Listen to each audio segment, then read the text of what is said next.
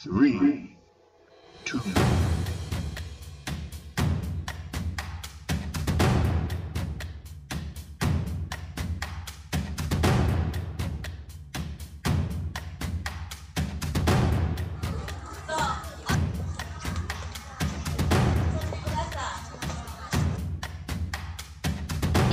Hindi ka muna dito.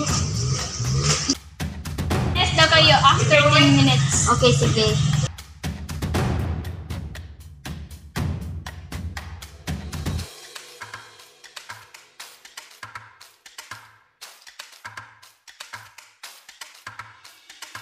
Bumalik siya sa kanyang upuan at nag-study.